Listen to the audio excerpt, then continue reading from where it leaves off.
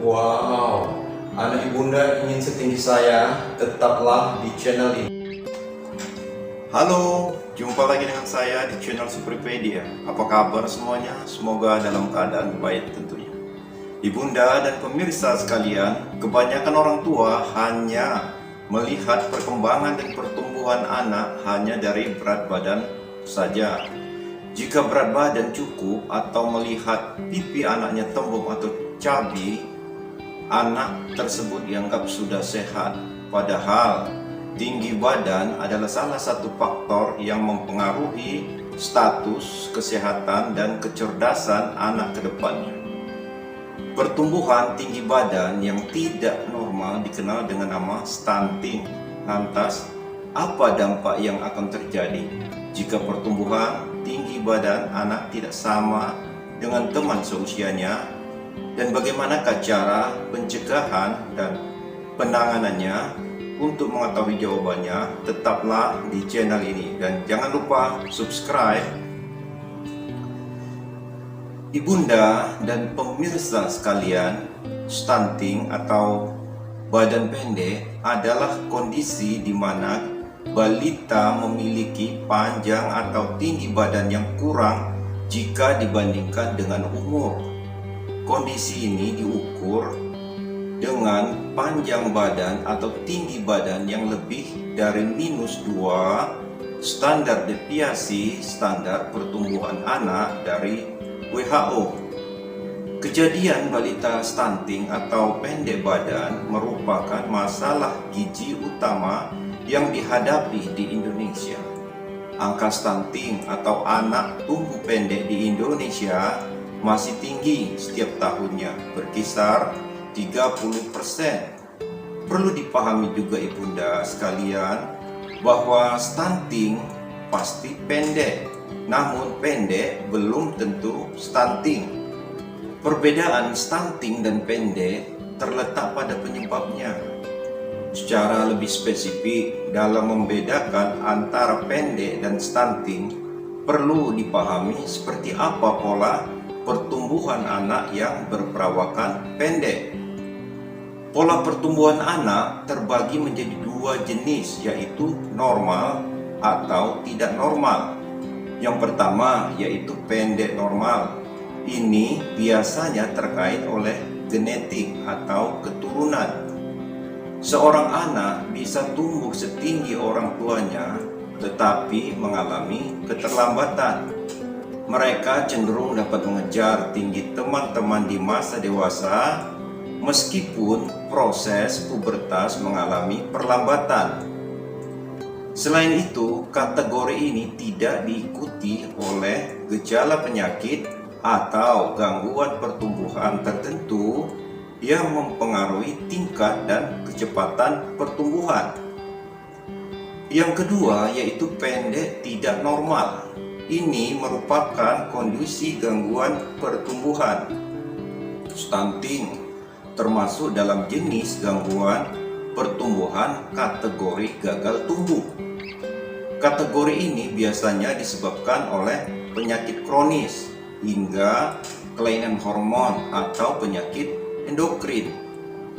Intinya, kelainan hormon dan kelainan tulang pada orang tua yang pendek tidak masuk dalam stunting. Balita stunting termasuk masalah gizi kronik yang disebabkan oleh banyak faktor seperti kondisi sosial, ekonomi, gizi ibu saat hamil, kurangnya asupan gizi pada bayi, dan lain-lain.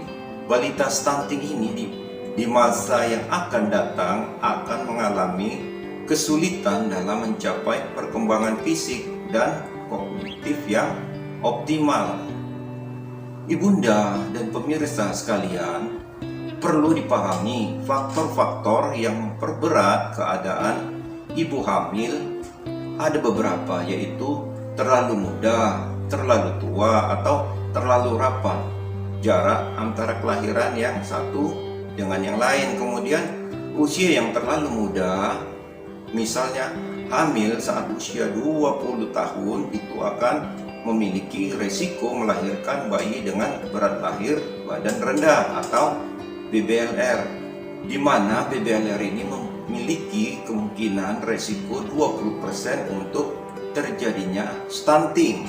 Selain itu, kondisi ibu sebelum masa kehamilan, baik postur tubuh seperti berat badan dan tinggi badan, serta gizi, merupakan salah satu faktor yang mempengaruhi terjadinya stunting. Selain itu, remaja putri sebagai calon ibu di masa depan seharusnya memiliki status gizi yang baik.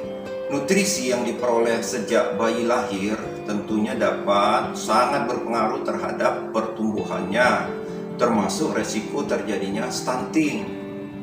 Ibunda dan pemirsa sekalian, perlu juga diingat bahwa fase 1000 hari pertama kehidupan sangat berperan penting dalam mencegah terjadinya stunting.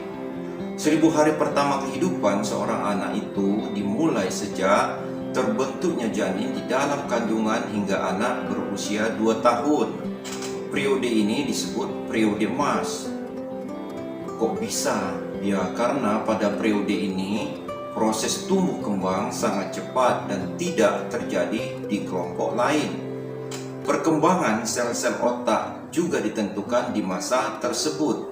Apabila terjadi gangguan di periode itu, dampaknya akan permanen dan sulit untuk diperbaiki.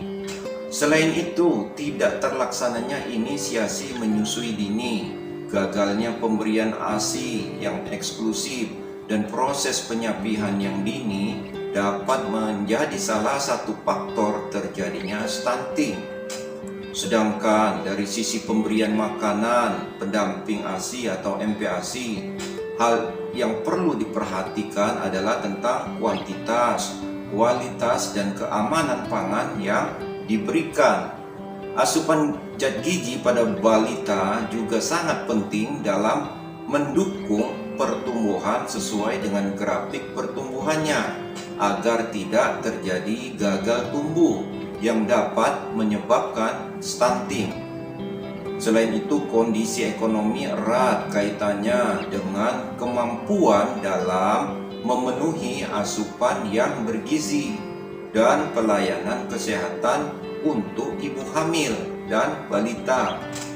Sedangkan sanitasi dan keamanan pangan dapat meningkatkan resiko terjadinya penyakit infeksi, misalnya diare, kecacingan. Ini dapat mengganggu penyerapan nutrisi pada proses pencernaan dan menyebabkan berat badan menurun.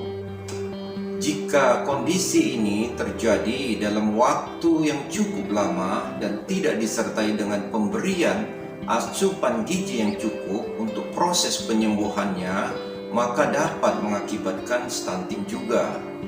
Ibunda dan pemirsa sekalian, terus jika stunting ini tidak ditangani, apa dampak yang akan ditimbulkannya? Tentu dampak yang ditimbulkannya itu menjadi dampak jangka pendek dan dampak jangka panjang. Yang disebut dampak jangka pendek itu terdiri dari peningkatan kejadian kesakitan dan kematian, kemudian perkembangan kognitif serta motorik dan verbal anak tidak optimal. Kemudian peningkatan biaya kesehatan tentunya akan meningkat. Selain itu, ada dampak jangka panjang yang meliputi postur tubuh yang tidak optimal saat dewasa nanti jika dibandingkan dengan anak lainnya. Kemudian meningkatnya resiko obesitas dan penyakit lainnya. Yang lainnya menurunnya kesehatan reproduksi. Selain itu, kapasitas belajar dan performa yang kurang optimal saat masa sekolah. Kemudian juga produktivitas dan kapasitas kerja yang tidak optimal. Terus kalau terjadi stunting tentu harus dilakukan penanganan. Penanganan yang dapat dilakukan pada stunting itu meliputi pemberian makronutrien seperti karbohidrat, protein, lemak, serta mikronutrien seperti zinc, vitamin A, zat besi, dan iodium yang cukup untuk mengatasi infeksi serta perilaku hidup bersih dan sehat yang harus dijalankan oleh seluruh anggota keluarga. Kemudian, pendekatan keluarga. Upaya yang dilakukan untuk menurunkan prevalensi stunting diantaranya ada beberapa. Yang pertama, pada ibu hamil dan bersalin yang dapat dilakukan adalah intervensi pada 1000 hari pertama kehidupan. Kemudian mengupayakan jaminan mutu antenatal care terpadu. Selain itu juga meningkatkan persalinan di fasilitas kesehatan. Kemudian menyelenggarakan program pemberian makanan tinggi kalori, protein, dan mikronutrien, serta melakukan deteksi penyakit menular dan tidak menular. Selain itu juga dilakukan pemberantasan kecacingan dan meningkatkan transformasi kartu menuju sehat ke dalam buku KIA. Hal yang lain yang dilakukan yaitu menyelenggarakan konseling inisiasi menyusu dini dan ASI eksklusif, serta melakukan penyuluhan dan pelayanan KB. Sedangkan pada balita yang dapat dilakukan adalah pemantauan tumbuh kembang balita, kemudian menyelenggarakan kegiatan pemberian makanan tambahan untuk balita, kemudian menyelenggarakan stimulasi dan perkembangan anak, serta memberikan pelayanan kesehatan yang optimal. Ibunda dan pemirsa sekalian, jadi demikianlah pembahasan mengenai tips pencegahan dan penanganan stunting pada anak. Kiranya bermanfaat dan berguna bagi ibunda dan pemirsa sekalian. Untuk keberlanjutan program ini, jangan lupa subscribe dan like, dan jika ada pertanyaan silahkan isi di kolom komentar. Sekian dan terima kasih serta salam sehat.